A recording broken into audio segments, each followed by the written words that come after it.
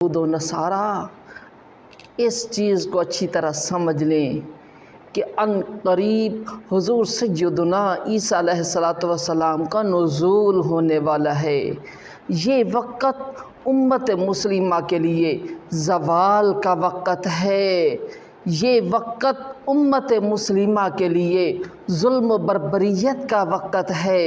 اس کی وجہ یہ ہے امت مسلمہ بدعمالیوں کا شکار ہو گئی ہے۔ آج امت مسلمہ کے زوال کی جو وجہ ہے وہ یہ ہے، امت مسلمہ جو کبھی شرم و حیا کا پیکر ہوا کرتی تھی، آج امت مسلمہ کے اندر فحاشی اور یعنی بہت زیادہ ہوتی جا رہی ہے۔ لیکن یہ چیز ضرور جان لو، یہ وقت ہمیشہ ایک جیسا نہیں رہتا، یہ وقت بدلے گا تو امت مسلمہ کے لیے عروج کا دور شروع ہوگا، اور حضور سیدنا عیسیٰ علیہ السلام قرب قیامت میں جامع مسجد عمری کے شرقی مینار سے نزول آپ کا ہوگا۔ اس وقت کو یاد کریں کہ جس وقت حضور سیدنا عیسیٰ علیہ السلام کا نزول ہوگا، اور اسی مسجد میں حضور سیدنا امام مہدی علیہ السلام آپ نماز فجر پڑھانے لگیں گے، یہاں تک اقامت ہو چکی ہوگی، حضور سیدنا عیسیٰ علیہ السلام کا نزول ہوگا، تو عیسیٰ علیہ السلام حضرت مہدی علیہ السلام کو حکم فرمائیں گے کہ آپ نماز فجر ادا فرمائیں، آپ امامت کروائیں۔ وہ امت مسلمہ کے عروج کا ابتدائی دور ہوگا کہ جس وقت حضور سیدنا عیسیٰ علیہ السلام پیچھے کھڑے ہوں گے، اس امت کا ولی امامت کر رہا ہوگا۔ اور اس چیز کو اچھی طرح جان لیں، اے یہود و نصارہ، تمہارا یہ ظلم و بربریت کرنا ہمیشہ نہیں رہے گا۔ یہ ظلم و بربریت کا جو بازار گرم کیا ہوا ہے، اس بازار نے ہمیشہ نہیں رہنا، اس بازار نے سرد بھی ہونا ہے، اس بازار نے ٹھنڈا بھی ہونا ہے۔ اور امت مسلمہ کے لیے آپ یہ سمجھ رہے ہیں، تمہاری یہ سوچ ہے، امت مسلمہ یہ غزہ کے لوگ، یہ فلسطین کے لوگ، یہ یمن کے لوگ کبھی بھی مسجد اقصیٰ پہ کمپرومائز کر لیں گے، بیت المقدس پہ کمپرومائز اور یہ سمجھوتا کر لیں گے، تو یہ سمجھوتے والی بات ہی نہیں ہے، یہ کمپرومائز والی بات ہے ہی نہیں۔ بیت المقدس کی حفاظت کرنا ہر مسلمان کے ذمے فرض عین ہے۔ اور لیکن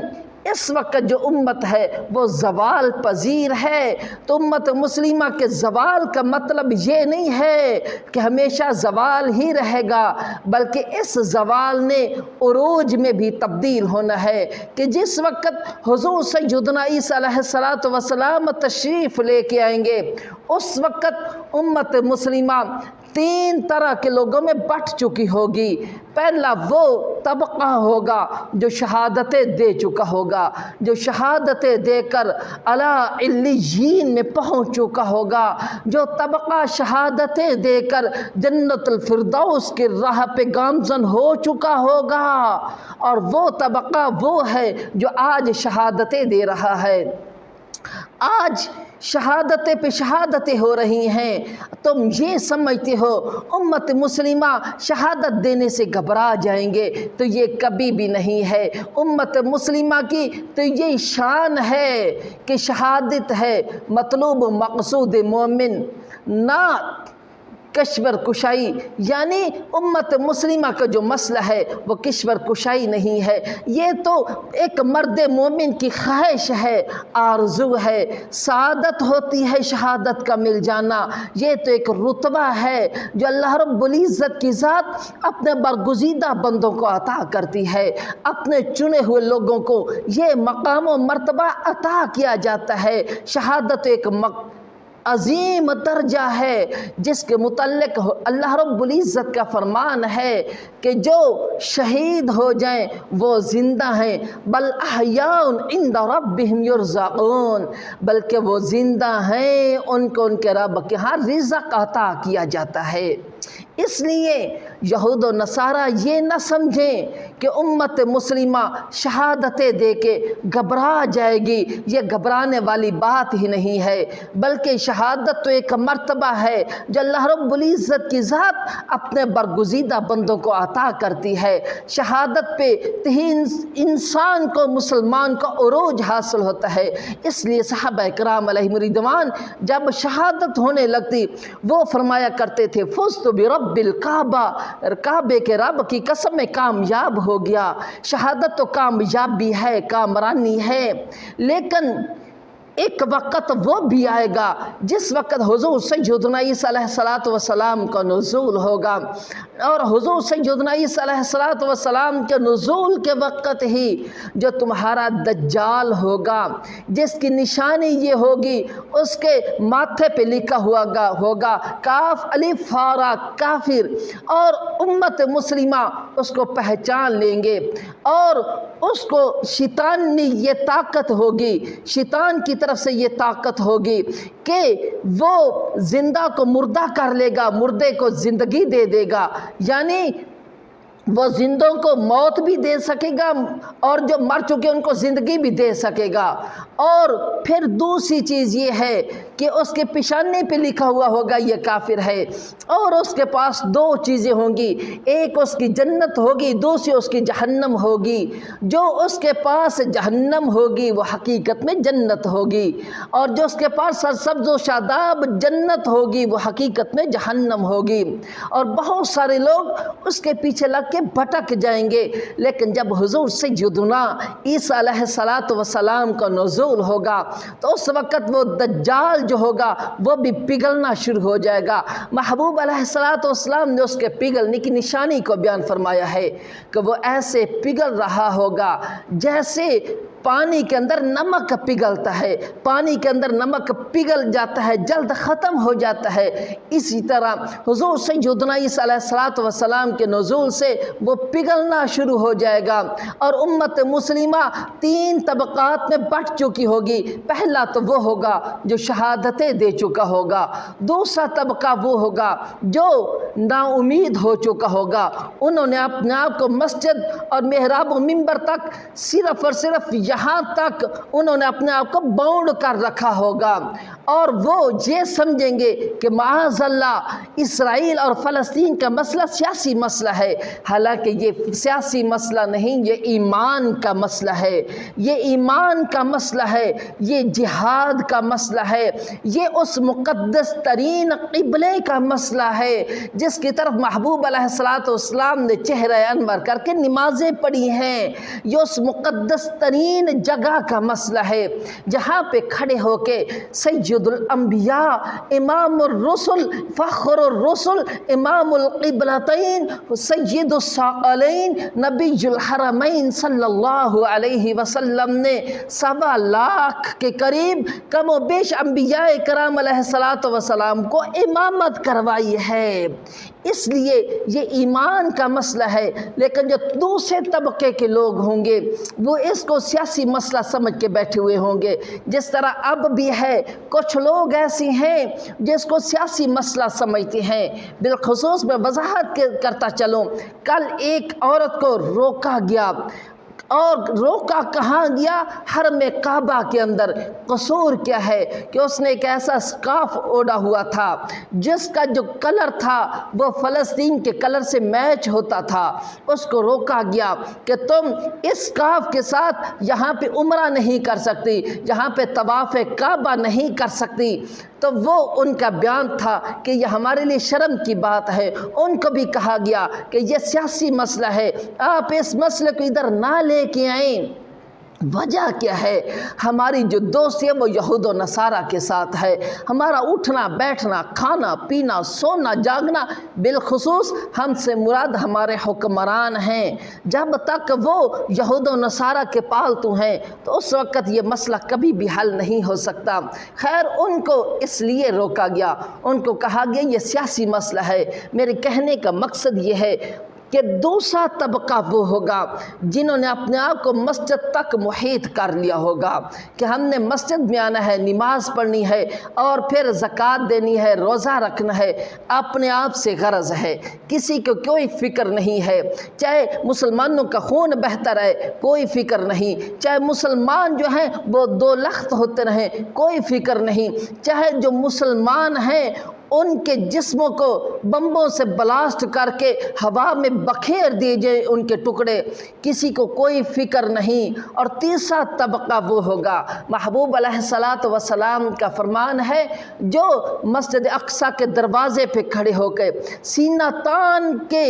یہود و نصارہ کی مخالفت کر رہا ہوگا، صہیونیوں سے لڑ رہا ہوگا، اور حضور سیدنا عیسیٰ علیہ السلام اور حضور سیدنا امام مہدی علیہ السلام اس طبقے کے ساتھ مل کے جہاد کریں گے۔ لیکن دیکھیں تو صحیح، دوسرے دو طبقے بھی اعلیٰ ہیں، بالخصوص پہلا جو شہادتیں دے چکا ہے وہ بھی اعلیٰ طبقہ ہے، دوسرا جس نے اپنے آپ کو محیط کر رکھا ہے وہ بھی صحیح ہے، لیکن اصل یہ ہے مسلمانوں کی مدد کرنی چاہیے، چاہے وہ اپنی زبان کے ساتھ ہو، چاہے اپنے اعضاء کے ساتھ ہو، چاہے تلوار اٹھا کے ہو، چاہے نیزے اٹھا کے ہو، چاہے جدید دور میں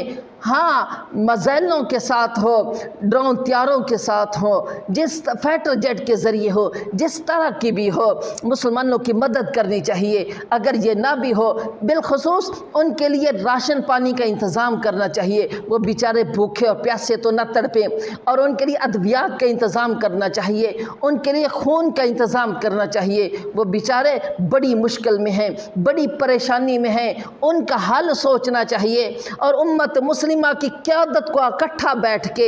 ایک لائحہ عمل تیار کرنا چاہیے کہ کس طرح جنگ بند ہو، اور جو صہیونی طاقتیں ہیں ان کے سامنے یہ موقف رکھنا چاہیے کہ آپ جنگ بند کریں، اگر نہ ہم اپنی افواج کے ساتھ آ رہے ہیں، تو پھر یہ ایک لمحے میں سارے مسائل حل ہو سکتے ہیں۔ لیکن میں کہنا یہ چاہتا ہوں کہ حضور سیدنا عیسیٰ علیہ السلام اور حضور سیدنا امام مہدی علیہ السلام جو تیسرا طبقہ ہوگا، جو مسجد اقصیٰ کے دروازے کے سامنے کھڑا ہو کے سیسا پلائی ہوئی دیوار بن کے دشمن پہ حملہ کر رہا ہوگا، اس کے ساتھ آپ کھڑے ہوں گے، اسی کے ساتھ جہاد کریں گے۔ اور محبوب علیہ السلام کا فرمان ہے کہ دو لشکر ایسی ہیں، ایک وہ لشکر جو غزوہ ہند لڑے گا، اور دوسرا وہ لشکر جو حضور سیدنا عیسیٰ علیہ السلام کے ساتھ جہاد کرے گا۔ حرزہم اللہ من النار، اللہ رب العزت کی ذات ان دونوں لشکروں کو جہنم سے آزادی عطا فرما دے گی، اور یہ کنفرم جنتی لشکر ہوں گے۔ لیکن میں یہ کہنا چاہتا ہوں، یہود و نصارہ تم کتنا ظلم کر لو گے، تم کتنے ظلم و ستم کر لو گے، تم کہاں تک ظلم کر لو گے، لیکن اس ظلم نے ایک نہ ایک دن ختم ہونا ہے۔ اور مخبر صادق حضور علیہ السلام کا فرمان ہے، ایک وقت آئے گا اگر کسی پتھر کی اوٹ میں کوئی یہودی پناہ لے گا تو وہ پتھر بھی پکار کے کہے گا، اے مجاہد ادھر آ، اس یہودی نے میرے پیچھے یہاں پہ پناہ لی ہوئی ہے، اور اس کو وہیں پہ قتل کر دیا جائے گا۔ اور ایک وقت آئے گا، محبوب علیہ السلام کا فرمان ہے، اگر کوئی یہودی کسی درخت کی اوٹ میں پناہ لے گا تو وہ درخت پکارے گا، اے مجاہد اسلام ادھر آ، اس یہودی نے میرے پیچھے پناہ لی ہوئی ہے، سوائے ایک شجرۃ الیہود کے، وہ یہودیوں کا لشکر ہے، یہود و نصارہ کا ایک درخت ہے جھاڑی کی طرح، اس کے علاوہ پوری کائنات میں تمہیں کہیں بھی کسی جگہ بھی کسی وقت بھی ذرا برابر بھی مہلت نہیں ملے گی، چھپنے کی مہلت بھی نہیں ملے گی۔ آج وقت ہے اتنا ظلم کر رہے نا جتنا برداشت کر سکتے ہو، وگرنہ وہ نہ ہو، وہ دن آ جائے اور مجھے اتنا کامل یقین ہے کہ وہ دن انشاءاللہ العزیز ضرور آئے گا جب یہود و نصارہ کو تہبالہ کر دیا جائے گا۔ اور محبوب علیہ الصلاۃ والسلام کا فرمان ہے، ایک وقت آئے گا کہ کوئی ایک ایسا اینٹوں کا مکان نہیں ہوگا اور کوئی ایک ایسی جھوپڑی نہیں ہوگی جس میں لا الہ الا اللہ کی صدائیں نہ گونج رہی ہوں، اور شرق سے لے کے غرب تک، شمال سے لے کے جنوب تک محبوب علیہ الصلاۃ والسلام کے دین کا ڈنکا بجے گا۔ اور وہ وقت دور نہیں ہے کہ جب دین کا ڈنکا بجنے والا ہے، اور یہ سلسلہ پھر 40 سال تک چلے گا کہ اس پوری کائنات میں کوئی ایک شخص بھی کافر نہیں ہوگا، کوئی ایک شخص بھی ایسا نہیں ہوگا جو محبوب علیہ الصلاۃ والسلام پہ ایمان نہ لے کے آتا ہو۔ پوری کائنات میں کوئی ایک ایسا فرد نہیں ہوگا جو کسی بت کے سامنے، کسی گائے کے سامنے، کسی آتش پرست، کوئی آتش پرست، کسی قسم کی کوئی کائنات میں غلاظت نہیں ہوگی۔ محبوب علیہ الصلاۃ والسلام کا دین چمک رہا ہوگا، اور وہ کتنا عظیم دین چمک رہا ہوگا جس کے بارے میں محبوب علیہ الصلاۃ والسلام کا فرمان ہے، الدین لیلھا کالنہارھا، کہ میرے دین کی راتیں بھی دن سے زیادہ چمکتی ہوئی نظر آتی ہیں۔ اور اس لیے آج یہود و نصارہ کو چاہیے سمجھ جائیں کہ مسلمانوں پہ اتنا ظلم و ستم نہ کریں جتنا کل تم سے برداشت ہی نہ ہو سکے، اور یہ دن بدلنے والے ہیں۔ ہاں، مسلمانوں کی شہادتیں ہو رہی ہیں، مسلمان اس وقت قرب کا شکار ہیں، مسلمان اس وقت بہت ہی زیادہ پریشانیوں کا شکار ہیں۔ چھوٹے چھوٹے معصوم بچوں کو جہازوں کے ذریعے حملہ کر کے مارا جا رہا ہے، بلکہ ایک چھوٹی بچی ہے عروہ فاطمہ، وہ اپنے باپ کو پہچان نہ سکی، جب پہچانا تو اپنے باپ کے قدموں کے ساتھ لگ کے روئی اور کہا، اے پاپا جان، یہ آسمانوں سے جہازوں کے ذریعے ہم پہ حملہ کر رہے ہیں۔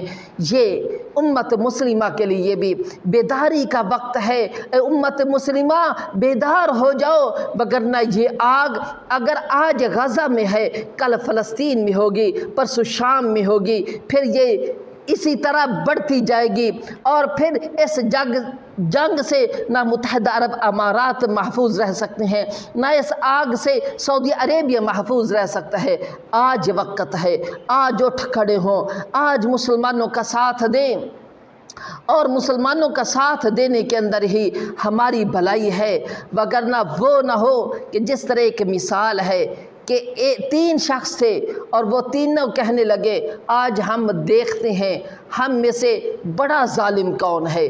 تو وہ ایک بوڑھی اماں آ رہی تھی، ان میں سے ایک نے اس بوڑھی اماں کو دھکا دیا، وہ گر گئی۔ دوسرا شخص آگے بڑھا، اس نے اس کو کک ماری، ٹھڈا مارا، اور وہ بیچاری اور زیادہ تکلیف میں مبتلا ہو گئی۔ تو وہ اماں جب اٹھی تو اس نے کہا، تو بڑا ظالم ہے۔ تیسرے کو وہ دونوں سے پوچھنے لگے کہ یار اسے مارا تو ہم نے ہے،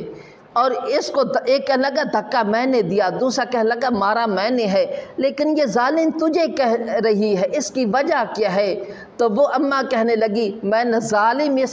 اس لیے کہا ہے، میں اس کی والدہ ہوں، اور والدہ ہونے کے باوجود اس نے مجھے بچایا نہیں ہے۔ آج دیکھیں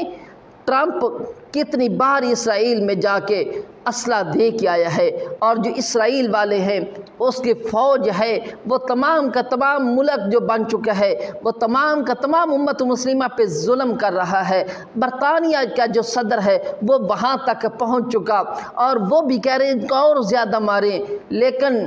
وہ کہہ رہے ہیں ہم مسلمانوں کے بھائی ہیں۔ وہاں کی بیٹیاں کہہ رہی ہیں ہم مسلمانوں کی بیٹیاں ہیں، وہاں کی بہنیں کہہ رہی ہیں ہم مسلمانوں کی بہنیں ہیں، وہاں کی مائیں کہہ رہی ہیں ہم مسلمانوں کی مائیں ہیں۔ تو پھر سوچ لیے ان سے بڑے ظالم ہم ہیں کہ ہم اس ظلم کو روک بھی نہ سکے۔ خدا را ضرور سوچے تو صحیح ہم کس جگہ پہ کھڑے ہیں، کھڑے ہیں، امت مسلمہ جو ہے وہ کتنی زوال در زوال اور ذلتوں کا شکار ہوتی جا رہی ہے۔ اس کی وجہ کیا ہے؟ امت مسلمہ نے جہاد کو چھوڑ دیا، امت مسلمہ نے محبوب علیہ الصلاۃ والسلام کی رحلت کے وقت سے بھی سبق نہ سیکھا۔ حضور علیہ الصلاۃ والسلام کا جب وصال ہونے لگا، اس وقت حضرت انس بن مالک رضی اللہ تعالی عنہ اور سیدۃ النساء اہل الجنہ حضور سیدہ فاطمہ الزہرا رضی اللہ تعالی عنہا، ان دونوں سے روایت ہے۔ حضرت سیدہ فاطمہ الزہرا رضی اللہ تعالی عنہا فرماتی ہیں جس رات محبوب علیہ الصلاۃ والسلام کا وصال ہوا، اس وقت حضور علیہ الصلاۃ والسلام کے مقدس ترین گھر میں دیا جلانے کے لیے تیل موجود نہیں تھا، لیکن محبوب علیہ الصلاۃ والسلام کے گھر میں 9 تلواریں لٹک رہی تھیں۔ امت مسلمہ کو سبق تھا ہمیشہ اپنا دفاعی نظام مضبوط رکھنا، ہمیشہ اپنے افواج کو مضبوط رکھنا، ہمیشہ اپنے اسلحے کو مضبوط رکھنا، لیکن امت مسلمہ نے اس طرف سے اپنی توجہ ہٹا لی۔ آج امت مسلمہ اسی لیے زوال در زوال کا شکار ہے۔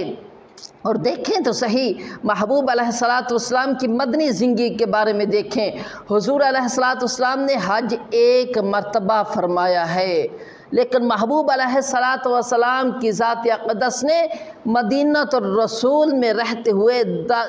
29 سے زیادہ جنگوں میں حصہ لیا ہے، یعنی حج 1 کیا ہے، محبوب علیہ الصلاۃ والسلام نے 29 سے زیادہ جنگوں میں حصہ لیا ہے۔ پتہ چلا حج کرنا اعلیٰ عبادت ہے، لیکن جنگ لڑنا اس سے بھی اعلیٰ عبادت ہے، جہاد کرنا اس سے بھی اعلیٰ عبادت ہے۔ جو کام محبوب علیہ الصلاۃ والسلام نے زندگی میں 1 مرتبہ فرمایا تھا، اس کو امت مسلمہ نے آج بھی یاد رکھا ہوا ہے۔ آج بھی کتنے لوگ ہیں، ہاں کروڑوں میں تعداد پہنچتی ہے جو وہاں جا کے حج کرتے ہیں، لیکن جو جہاد کے لیے جا رہے ہیں ان کی تعداد گنتی میں بھی نارمل ہے۔ یہ ہے امت مسلمہ کے زوال کی وجہ کہ امت مسلمہ نے محبوب علیہ الصلاۃ والسلام کی مقدس ترین زندگی سے سبق حاصل نہیں کیا، جس کی وجہ سے آج یہ امت جو ہے وہ زوال کا شکار ہوتی جا رہی ہے۔ لیکن اس میں ہمارے بھی ایک المیہ ہے، آج امت مسلمہ کے زوال کا شکار ہے، لیکن کل اگر ہم یہ سمجھیں کہ ہماری جو اولاد ہے وہ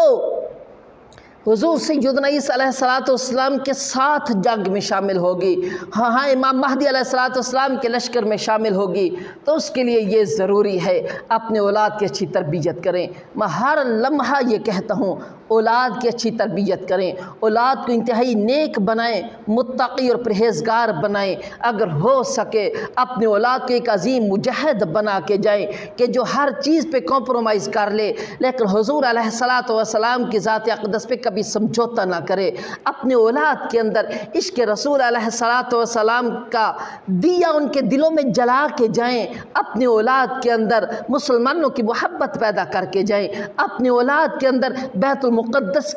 کا ادب، بیت المقدس کا احترام، بیت المقدس کی محبت و مودت پیدا کر کے جائیں، اپنے اولاد کو بتا کے جائیں کہ اے میری اولاد یہ وہ عظیم جگہ ہے جہاں پہ حضور سیدنا فاروق اعظم رضی اللہ تعالیٰ عنہ نے اس جگہ کو سب سے پہلے فتح فرمایا ہے۔ اپنے اولاد کو بتا کے جائیں یہ مسلمانوں کا قبلہ اول ہے، اپنے اولاد کو یہ بتا کے سمجھا کے جائیں کہ ہاں یہ وہ مقدس جگہ ہے جس جگہ پہ محبوب علیہ الصلاۃ والسلام نے 1.25 لاکھ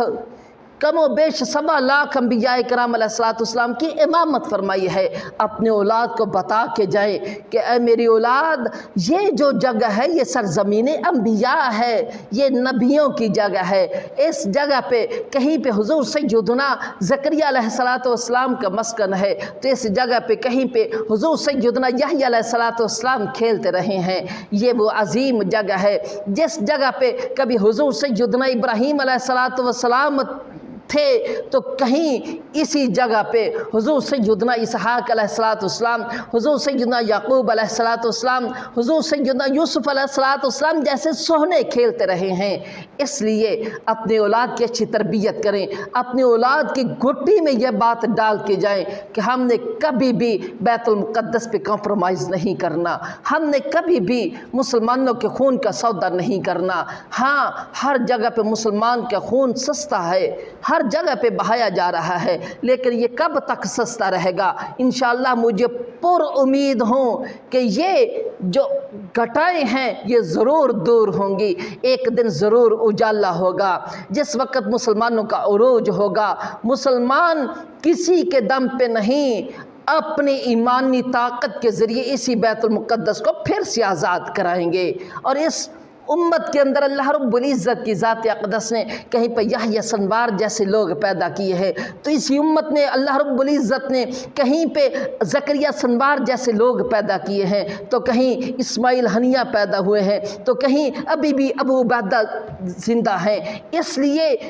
میں کبھی بھی نا امید نہیں ہوں بیت المقدس کے معاملے کے اندر۔ انشاءاللہ العزیز وہ وقت آئے گا جب بیت المقدس آزاد ہوگا۔